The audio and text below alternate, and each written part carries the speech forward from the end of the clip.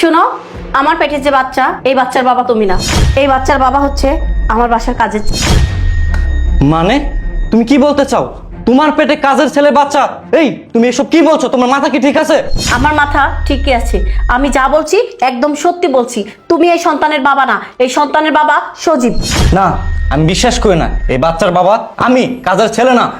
দেখো, তুমি বিশ্বাস করো আর বা না করো তাতে আমার কিচ্ছু আসে যায় না, কিন্তু আমি যেটা সত্যি আমি সেটাই বলছি। আর তোমার যদি আমার কথা বিশ্বাস না হয় তাহলে তুমি সজীবকে ডেকে জিজ্ঞেস করতে পারো। আচ্ছা ঠিক আছে, এই হারামজাদা কই? এই সজীব, এই জানোয়ারের বাচ্চা, এদিকে আয়। এই সজীব। হ্যাঁ স্যার বলুন। এই তোর ম্যাডাম এসব কি বলছে?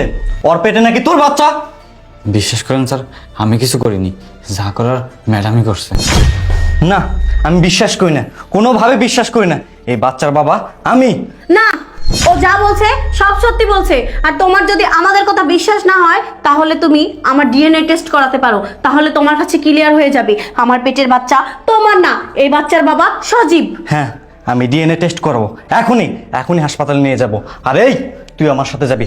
আর শুন, ঘটনা যদি সত্যি হয় তাহলে আমি তোকে ডিভোর্স দিব। চল চল চল। এই শোন, কোনো রকম কোনো চালাকি করার চেষ্টা করবি না। এখন ডক্টর আসবে, যা বলতে বলবে তাই বলবি, যা করতে বলবে তাই করবি। আর এই তোকে তো আমি খুন করে ফেলবো।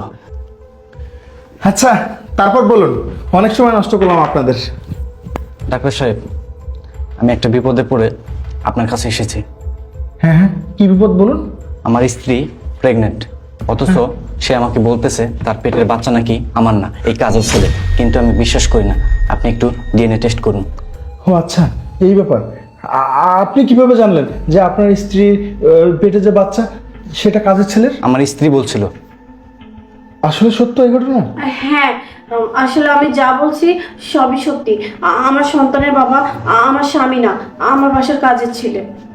ভাই, আপনি কোনো চিন্তা করবেন না, ইনশাআল্লাহ আমরা ডিএনএ টেস্ট করব এবং দেখব যে আসলেই কি এই বাচ্চার বাবা আপনি নাকি কাজের ছেলে। যাক, আপনার কথা শুনে অনেক ভালো লাগলো।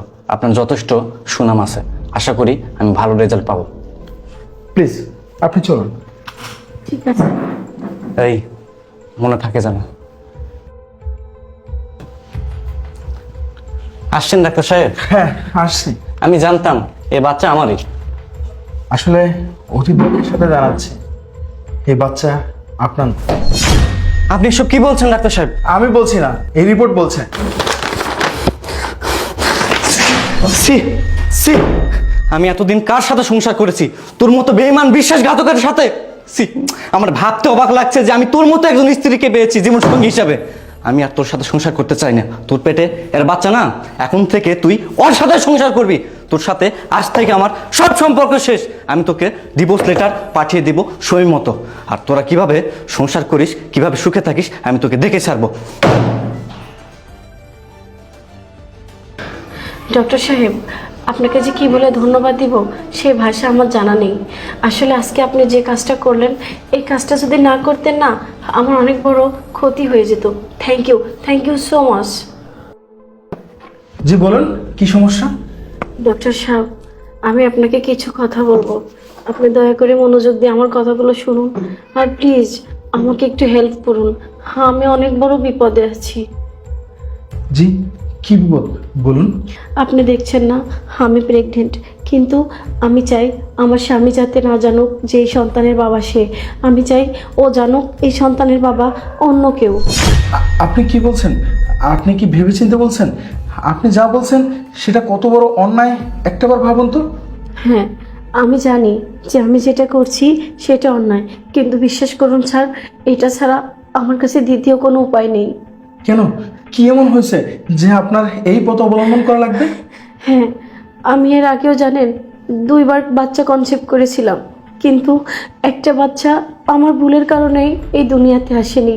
কিন্তু দ্বিতীয়টা যখন সুস্থভাবে এই দুনিয়াতে আসলো, আসার পরে আমার হাজব্যান্ড যখন জানতে পারলো আমার সন্তানটা এক সাইড প্রতিবন্ধী। বিশ্বাস করুন, আমার সন্তানটাকে আমার স্বামী আমার চোখের আড়ালে বালিশ চাপা দিয়ে মেরে ফেলেছে। শুধুমাত্র তার অন্যায় ছিল সেই দুনিয়াতে প্রতিবন্ধী হয়ে এসেছে। আপনিই বলুন, কোনো সন্তান যদি প্রতিবন্ধী হয়ে এই দুনিয়াতে আসে সেটা কি তার অপরাধ? তার জন্য তাকে মেরে ফেলতে হবে? কিন্তু ভাগ্যক্রমে জানেন, আমার এই সন্তানটাও না প্রতিবন্ধী। আর তার থেকে বড় কথা, এই সন্তানটা মেয়েও না ছেলেও না, তৃতীয় লিঙ্গের সন্তান। আমার হাজবেন্ড যদি জানে আমার এই সন্তানটাকে অ্যাবর্শন করিয়ে ফেলবে। আমি তো মা, আমি তোকে 7টা মাস ধরে আমার গর্ভে ধারণ করছি, আমি কি করে পারবো আমার সন্তানটাকে এই দুনিয়াতে আসার আগে মেরে ফেলতে? আমি এত বড় অন্যায় কাজ করতে পারবো না। আমার সন্তান যেমনই হোক আমি তাকে তেমনই গ্রহণ করে নেব। এটা তো আল্লাহ দিয়েছে, বলুন। আল্লাহ যাকে যেটা দিয়ে খুশি আল্লাহ তাকে সেটাই দেয়। আপনার কাছে হাত জোড় করছি, আপনি আমার এই সন্তানটাকে বাঁচান। আমার স্বামী যদি আমাকে ডিভোর্স দেয় তাও দেবে, তাও আমি আমার সন্তানকে এই দুনিয়াতে আনবো। হ্যাঁ, আমি বুঝতে পারছি একটা মা কখনোই সন্তানকে এভাবে ফেলে দিতে পারে না। যাই হোক, আমি সামলে নেব, যে কোনোভাবে সামলে নেব, কিন্তু আমার মনে হয় আপনি সামলাতে পারবেন না। আমি পারবো। আমার স্বামী বড়জন হলে আমাকে ডিভোর্স দিবে, কিন্তু তাতে আমার কোনো দুঃখ নাই। তার থেকে বড় দুঃখ আমি মা ডাক শুনতে পাবো, এইটাই আমার আনন্দ। আমার আর কিচ্ছু চাই না, আপনি শুধুমাত্র আমার সন্তানটাকে বাঁচান। দেখুন, আপনি ঠিক বলছেন, ডাক্তাররা আসলে কখনো মানুষকে মারতে শেখেনি, বাঁচাতে শিখছে। আমি চেষ্টা করব আপনার সন্তান এই পৃথিবীতে আসে। হ্যাঁ, আজকে বিকেলে ওর আপনার কাছেই আসার কথা, আমাকে নিয়েও আসবে ডিএনএ টেস্ট করানোর জন্য। আমি ওকে সেভাবেই বলেছি। আপনি দয়া করে বলবেন আমার এই সন্তানের বাবা আমার বাসার কাজের ছেলে, ও না। আচ্ছা ঠিক আছে, আপনি টেনশন নেবেন না। তাহলে আপনি এখন যান, ইনশাল্লাহ বিকেল আপনার সাথে দেখা হবে। আচ্ছা ঠিক আছে, আপনাকে অসংখ্য ধন্যবাদ। আমি এখন আসি। আর আমি যে আপনাকে এটা বলেছি আপনি দয়া করে ওকে বলবেন না। আচ্ছা ঠিক আছে। আচ্ছা ঠিক আছে। দেখেন আপা, ডক্টররা মানুষের জীবন বাঁচায়, কাউকে মারে না। মারার জন্য তারা এই পেশা বেছে নেয়নি। আমি যেটা করছি সেটা আপনার ভালোর জন্যই করেছি। আপনার প্রতি শুভকামনা রইল। হ্যাঁ, আপনাকে অসংখ্য ধন্যবাদ। শোনো ভাই, তোমাকে যে কি বলে ধন্যবাদ দিব সে ভাষা আমার জানা নেই। আসলে ধন্যবাদ দিলেও না ছোট করা হবে। আমি চাই না তোমাকে ছোট করতে। আজকে তুমি যে কাজটা করেছো, আমার আপন ভাই থাকলেও হয়তো একই কাজ করতো। তোমার জন্য আজকে আমার সন্তানটার জীবন বেঁচে গেল। ম্যাডাম, এটা আমার দায়িত্ব। আর আমি ছোটোবেলাতে আপনাদের বাসায় কাম করি, আপনার উপকার করতে পেরে আমার অনেক ভালো লাগতেছে। সাহেব আপনাকে ডিপোজিট দিতে চেয়েছে, তাতে কী হয়েছে? আমি একসময় সাহেবকে বুঝিয়ে বলবো, ইনশাল্লাহ সব কিছু ঠিক হয়ে যাবে, আপনি চিন্তা করেন না। আচ্ছা ভাই, তাহলে ঠিক আছে, তুমি যাও, আমি আমার বাবার বাড়িতে চলে যাচ্ছি। আচ্ছা ম্যাডাম। আচ্ছা ঠিক আছে।